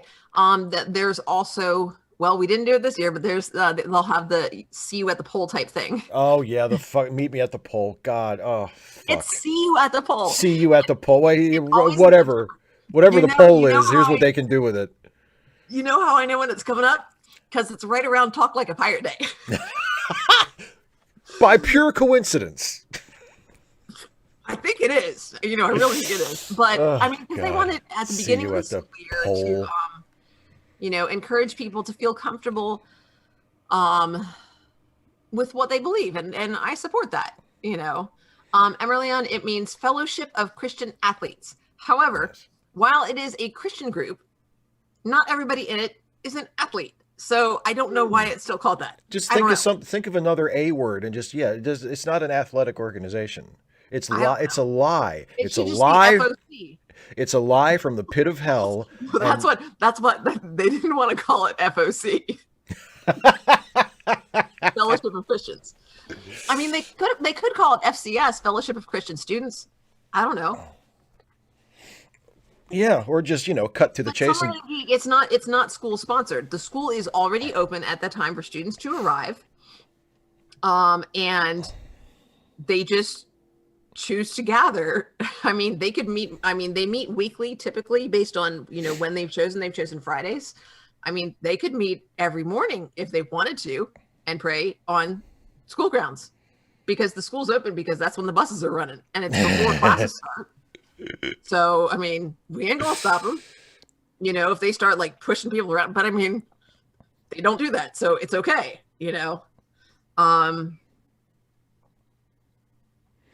Anyway, so yeah, I like, and I'm not even a science teacher, so I don't have to worry about labs. As an teacher, I like the it just allows for when in a non-COVID time when I'm able to schedule a class discussion, I have a very specific way that I go about it, and I have students are partnered up, and like you listen to what your partner, like it's a small group. There are two half class groups, and one half of the class does a discussion while the other half of the class is listening, but each person is partnered with somebody in the other half of the group, so they're listening specifically to what their partner says and how their partner contributes to the discussion, and then we flip-flop and do it that way, and it works out great in a 90-minute period. I couldn't do it if we were on shorter periods. So, well, Some Random Geek, yeah, the FCA isn't the whole school. I don't go. Yeah. I'm in my room getting ready for the day. That's not the first thing I'm doing in the morning. No, now that Some Random Geek describes a little more what he was talking about, that sounds how it is everywhere. There's no school led prayer. There's no school there's no compulsory prayer, but if students want to pray on their own time, yeah. And if they're done with their work. Right, exactly. I'm like, don't put your head down in class. Miss Cole, I'm praying. Are you done with your work? Yeah. Put the Bible away, you little loser, and do your schoolwork. Look, if you're making literary connections to your individual choice reading through the Bible, if you're looking for an allegory, go for it. And if you're not sure where it is, I can help you out. You say, look, kid, if I catch you opening that Bible again during class time when you still have work to do, I'm going to crack you on the head so hard with it, you're going to call me Sister Dana. You're going to think you're in Catholic school. Okay? Ain't nobody calling me Sister Dana. Now, see, Radical Bacon, what I would have encouraged you to do, well, actually, what I would not have encouraged you to do, but what I would secretly have hoped you would have done would be to bring prayer rugs. Ah. So, yeah. So anyway, back to the book. We're almost done the chapter. So they're still together in their discussion here, even while they're kind of going back and forth. Mm-hmm. And Shevik's like, so was being pregnant and having a child, was that a mistake? And she's like, well, no. Sonic is great, but I was wrong about the book, and it helps her to see that a new. No, I would just be sister. It would be interchangeable. And your name wouldn't be Dana because their names all have 5 or 6 letters. Do they? Yeah, That's something else that was mentioned in an earlier chapter. The computer gives them names that all have 5 or 6 letters. I'd missed the bit about it being always being 5 or 6 letters. Yeah, it's always 5 or Maybe 6 it would be letters. D-A-N-A-H. There'd be an Dana. A. Dana. Or D-A-E-N-A. So it's not Dana, it's Dana. It's clearly a long A on the first one. I don't know. No, Emily, I would not be Mother Superior. Remember, no hierarchy. Yes. Yes. God forbid. Anyway, we always go wrong together. Yeah, that's another nice line. We Less always than. go wrong together. It is, Loretta. What was really fun is back when my brother was in high school, his best friend was named Dana, and it was a guy. So when he came over for dinner, it made for some interesting. Can pass the look. Philip, will you pass the potatoes? I mean, you have to reach past that Dana, but you know. Will the Dana closest to the salt please pass me the salt? I don't, just you, the one closest to it. So, but yeah, they you know, and he says, you don't really think you made up your mind for me? No, I think I did. We let Sybil choose for us. We let him choose for us. Yeah. And so they determined that they are going to, they're going to start a syndicate, and they're going to print the original. They're going to do it right, and publish other stuff too. Publish other stuff that is. Says, I'm going to go unbuild walls. Yes. And I underlined that, and I wrote, "Good luck." Oh my goodness. Yeah, and this is something I mentioned, or a little bit later. He after Tucker goes to sleep, he's still thinking. Yeah. Kind of like a counterpoint. Excuse me. Oh, it's been a heck of a year, really, but heck of a day. A big day. A big day. It's been a big day. I've just been So, but yeah, he's thinking about it, and he says, he recognized this need as his cellular function. Yes. The individual's individuality, which is just a fun little phrase. The work he can do best, therefore his best contribution to his society. And I underlined that, and I, sort of going back to what they were looking at before. What if your society has greater need for work you can do less well? So I just, yeah. And I mean, that's kind of where they were at with the famine. You set aside the best work because your society does have a greater need. But there has to be that willingness in you to say, no, we're okay now. I am asserting my right to do the work that I need to do. Right. And to do the work that means something to me. That tension is never going to go away. Depending on the situation, the balance may shift. Where the balance is, that may shift, but it needs to be able to shift. And right. In a healthy society, the members of that society need to be able to shift with it too, as well. Yeah, I noticed that. It's such a foundational name. Nobody can be named Odo. Yeah. Or what was her husband's name? I can't remember. Steve. That's my gig to not remember things. It's my gig to not give a shit, and I guess that's why I forgot, because what's Odo's husband's? I don't give a shit.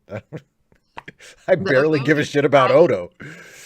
The Odonian society was conceived as a permanent revolution, and revolution begins in the thinking mind. And the note I put was, don't get too comfortable.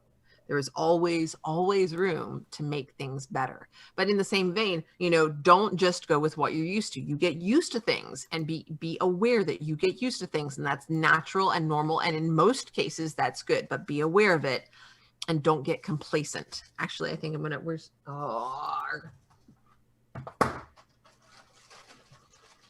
I have to get my special pencil. Oh my goodness. At the vaccination clinic today, I saw somebody had an art pen, and it was a 0.25. Oh. You just got a 0.3, right? I just got a 0.3. Now hers was actually an art pen, so it was like a felt tip. It wasn't this is a roller ball. So it just depends. Complacent.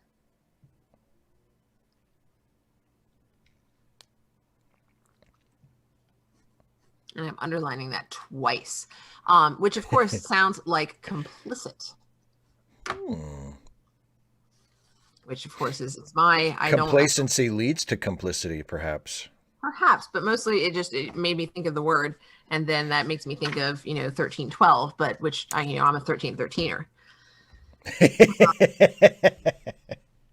Indeed. So yeah, and we're getting towards the end of the chapter, and yeah, this is pretty much the end of the chapter. Yeah.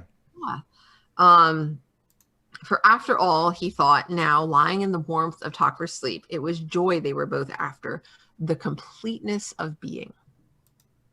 I liked that phrasing. Mm-hmm. Yeah. And then the line right after that: if you evade suffering, you also evade the chance of joy.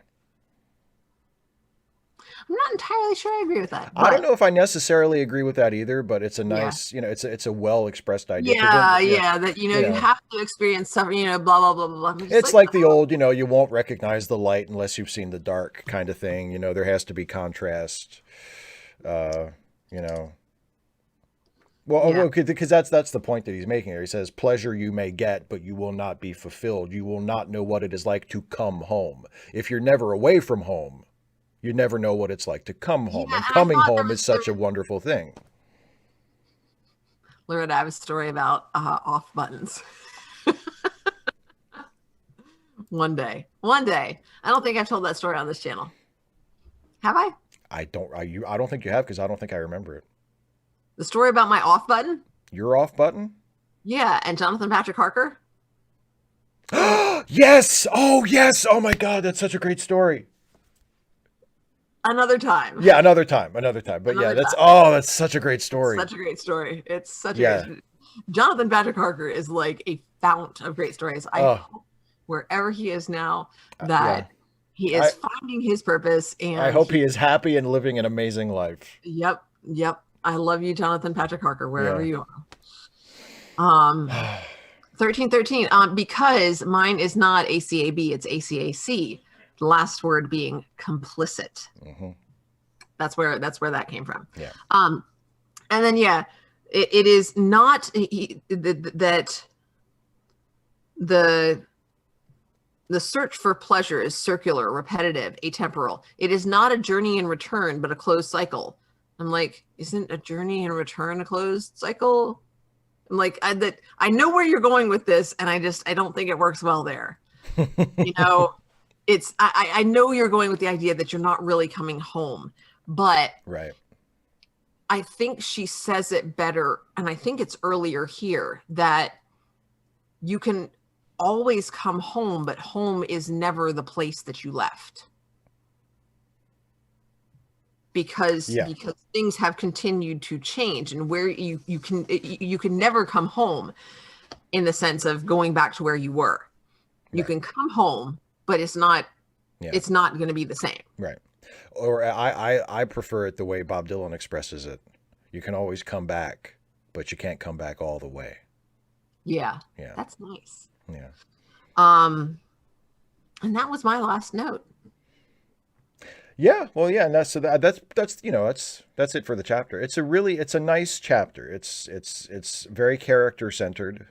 You do get a little bit of, not really plot development, but character development. The bit about them deciding to publish, starting a syndicate. Start the printing syndicate. That's big. That's an important character beat. But in terms of but yeah, it's a really nice chapter, and it has some really, as we have seen throughout the book, some really just absolutely exquisitely written passages. I mean, there are some parts of it that are just so beautiful, both in the language and in what they are expressing. Good chapter. Yeah, good chapter. I would say yes, but bad is an imprecise word, and I don't like that. It's very generic. And I like my precise word. This is the way that I apply it across the board. That complicity. I also noticed that when I turn the page, it says chapter 11, and there are only 13 chapters, Steve. Very true. Yes.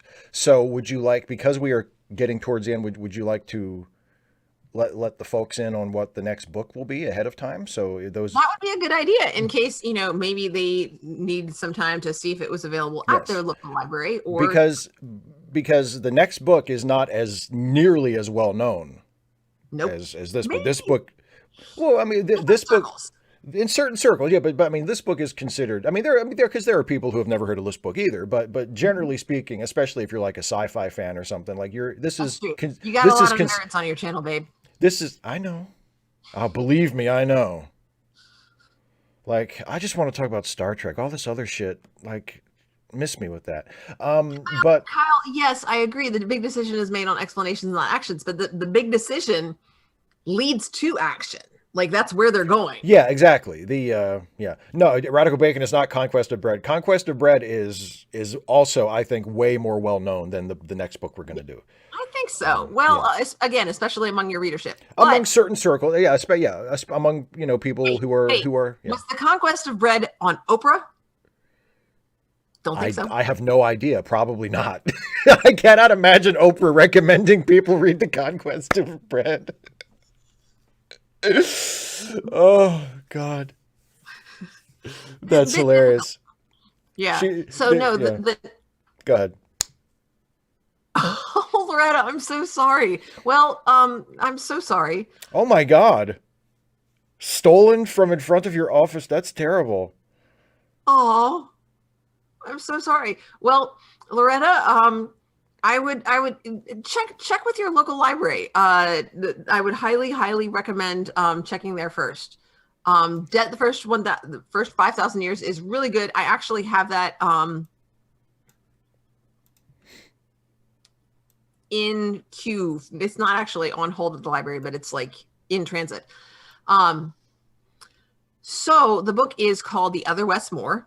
And it's about two men who share the same name and grow up in a similar area of the country. They both live, at least for some part of their childhood, in the Baltimore area, South Baltimore, I think. Yeah. And both raised by single moms. And one ends up going to college, becomes a Rhodes Scholar. And while he is studying in, where is it? England. What's the famous one? Oxford. Oxford. Studying at Oxford, his mom sends him, writes a letter back to him and says, "Did you know that they're looking for they're looking for a murderer who has the same name as you?" And I'll put it, yeah. Beat you.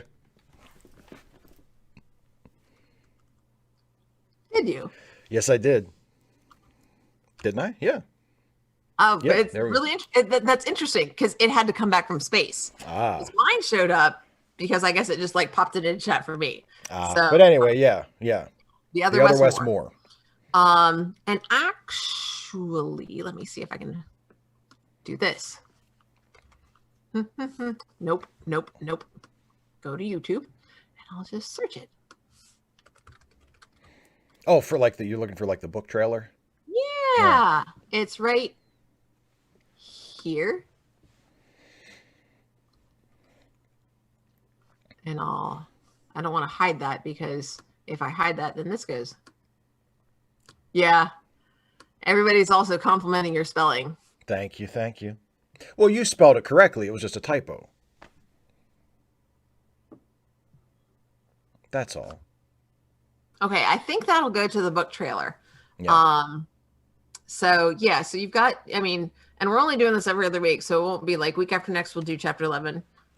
And that'll be, what's today? Today's the 12th, so chapter 11 will be on the 26th. Chapter 12 will be on April 9th. It'll be, go ahead. The day before my birthday. The day before your birthday. Oh, happy birthday, me, early. So yeah, this was totally my early birthday present, everybody. I'm so stoked. And then, chapter 11 will be the day before my birthday. And then chapter 12 will be like halfway through April. Will be April 9th.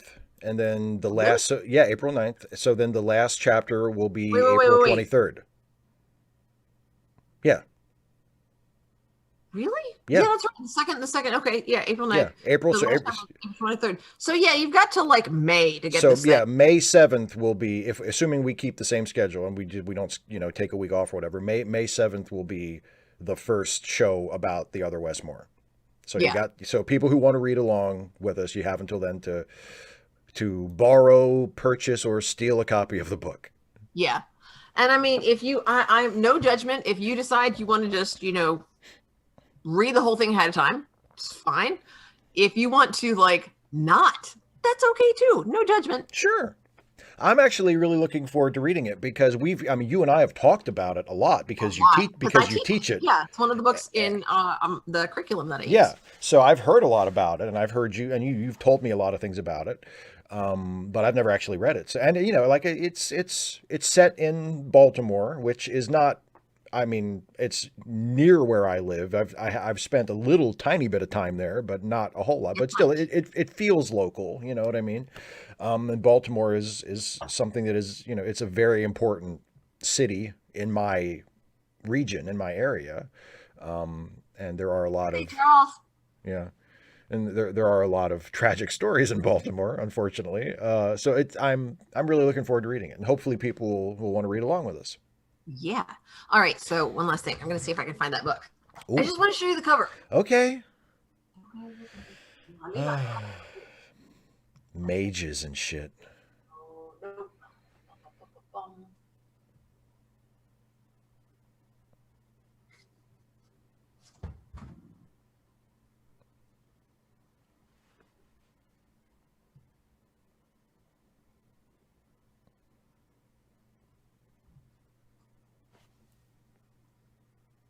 Here we are.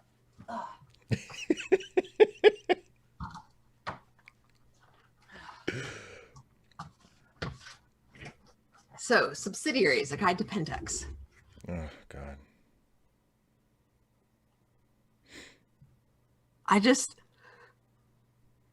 Isn't the artwork? It looks nice. It looks like a WPA mural, which I kind of like.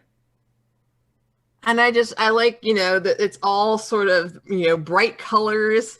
And yet at the same time, it's making a better tomorrow through technology. And yet we're destroying everything. So,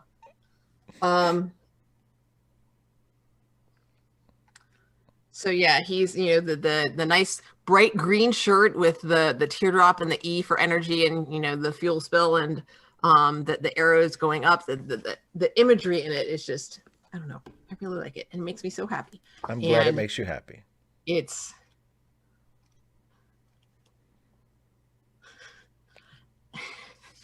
They don't like video games either. Well, they're not all bad, I guess. So again, I know, like Jaloran said, I'm still not talking to Steve. I would just in case, because I feel like this is another instance, like when I talk shit about Star Trek Voyager. When I talk shit about role playing games, and when I say, like, I hear the word mage and I fall asleep, or even just that crack I just made about video games, right?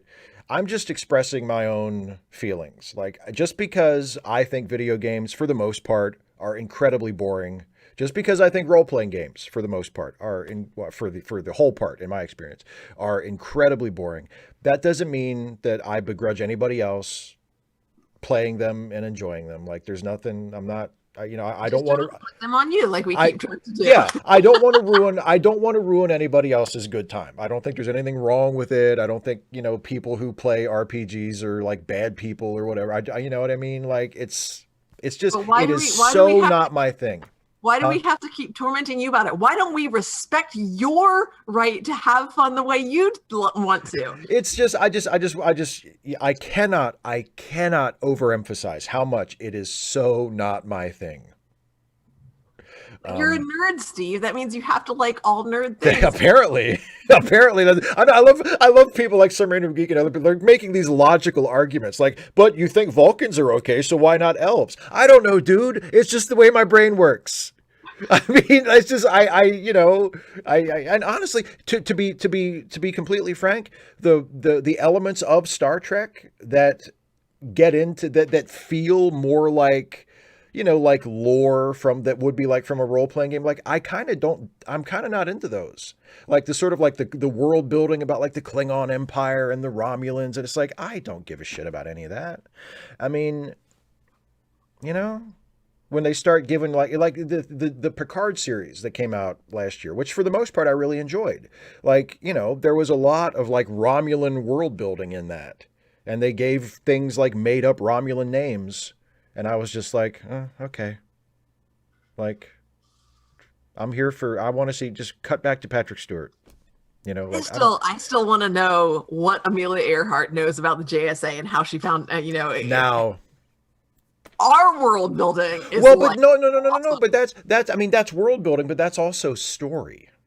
Yes, that's just what it is. Like, I feel like you like story. I do.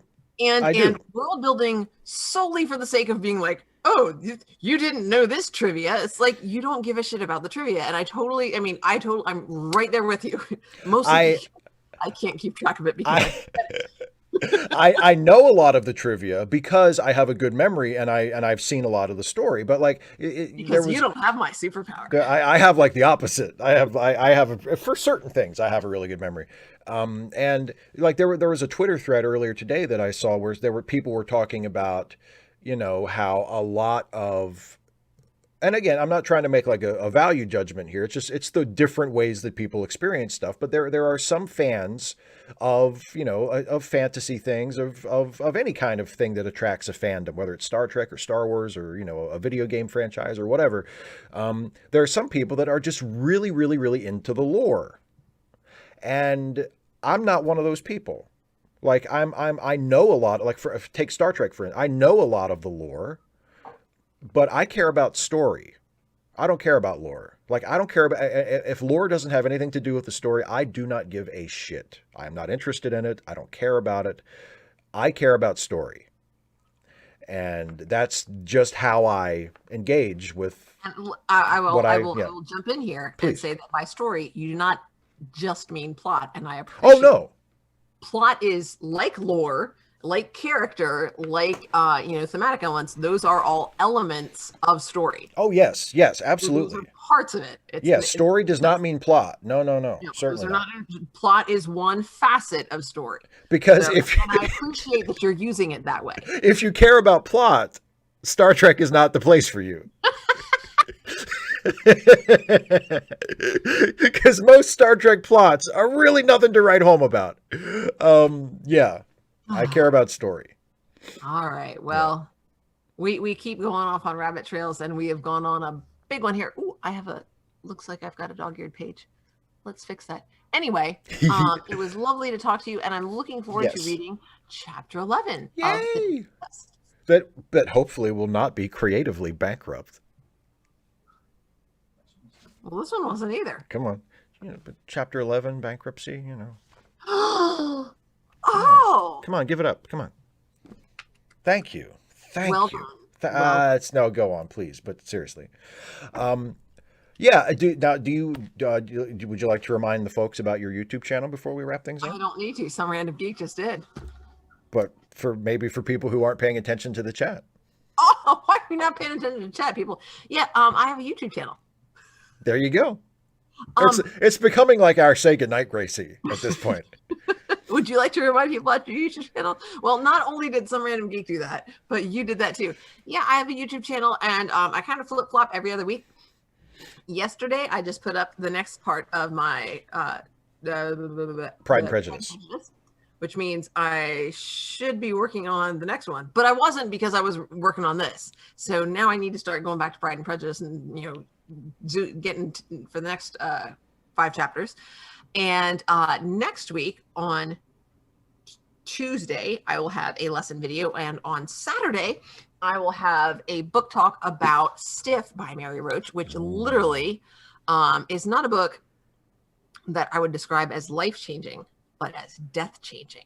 Dun, dun, dun. Ooh, nice. I like that. Nice little. So I don't want to say more about it because then what's the point of watching the video? You're going to have to do the video. Yeah, exactly. Yeah. It's gonna be like a dry run. Anyway, and yes, well, tell your stuff, and then we'll finish up with charity links. Yeah, absolutely.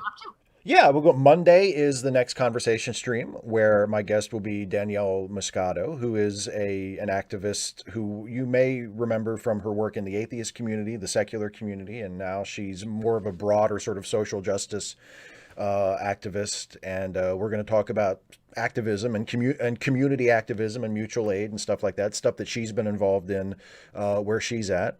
And she and we go back a long time. We've known each other for a while, and it should be a good conversation. And then on Wednesday, Dana, you and I will be together again for the next Trek Reluctantly, where Firefly, which will be a Firefly, where we will be watching Ariel is the next episode. Mm-hmm. And also, I guess I should have mentioned on Monday I have another video in my Ask a Professional YouTuber series coming out, which hopefully people will think is funny. And then on Wednesday, I just shot it today, and I'll edit it between now and then. But the next Trek Actually video, which is on the topic of why do people actually hate new Star Trek? Which we kind of touched on a little bit thematically with some of the things we talked about here. The answer is because they suck. Not new Star Trek, the people who hate it. They suck. They're sucky people. It's judgmental. It's judgmental, and I'm just joking. I'm just joking. The video itself is not nearly that judgmental. It's a little judgmental, but not nearly that much. But just in the funny sense. In a funny sense, yeah. It's so that I have deniability. We'll probably get some haters. So I have plausible deniability. So I can say, I was just kidding. That's not really how I feel deep down in my heart. Not how you feel about, say, role-playing games or Zack Snyder. Well, that's totally how I feel about Zack Snyder. No, I'm saying how you feel about these people is I don't, no, it's different because I seriously, my own personal aversion to it aside, I have no ill will toward people who enjoy role-playing games. I have serious ill will toward people who are hardcore Zack Snyder fans. I think they're bad people. Ooh, I don't know how you can be. I'm not talking about because I'm not talking about someone who's who sees a random Zack Snyder movie and thinks, oh, that was all right. I mean, if you're a hardcore Snyder stan, where he's your favorite filmmaker, or you see his movies and he's a great filmmaker, you're a terrible person, and I don't want to be your friend. It's like saying, Leni Riefenstahl, she made some really great movies. And it's and it's not there's no detachment. It's boy, she was a genius. Just keep away from me. Just keep away from me. Generally speaking, I think if your favorite filmmaker is a fascist propagandist, you're probably not a good person. Anyway, as we were, and then if you ever want to extend the length of your video, just ask Steve Shives what he thinks ask about me about. Oh, that's another thing. We have a Zack Snyder video coming out. Yes. When is that? Because I don't know. It's a week. Is the thing? No, it's the same day as when the Snyder Cut comes out on HBO which Max. I don't know when that is. It's a week from yesterday. It's next Thursday, the 18th. Okay. And it's called Dana and Steve Respond to Comments, the Snyder Cut, and it includes an extended response to one of the comments on one of our earlier videos that I cut most of it out of the comment response video that comment was in, but I decided to release it so long. Yeah. I decided to release it as its own video because, it's not just, it includes a little rant from me about Zack Snyder, but it also includes some really interesting points that you made about fight choreography and how to write fights and make them interesting in stories. Is it that? Okay. Yeah. And so there's some really interesting stuff in there that I cut out for time in the other video, but it's a really good 20 minutes of conversation between the two of us, and that's coming out next week. And then also a week from tonight, Ask Away will be back. Well, because last time we did the Ensign's Log live stream, so next Friday will be Ask Away coming back again. So that's what's coming up. And then and let's not forget about the charity links. So important, and thank you so much, Some Random Geek, for curating them for our community. It's greatly appreciated. Yes, absolutely. So please check out the charity links, charitylinks.page, and it's linked in the description of the video as well. And check out that Google Doc. Check out those fundraisers that are listed. And if you can help out some of our friends with, just a few bucks even, anything you could afford or spare would be very much appreciated. And I know, it would be a really, really nice thing to do for people who need some help. Yeah. So yeah, and that is it, my dear. We are all done.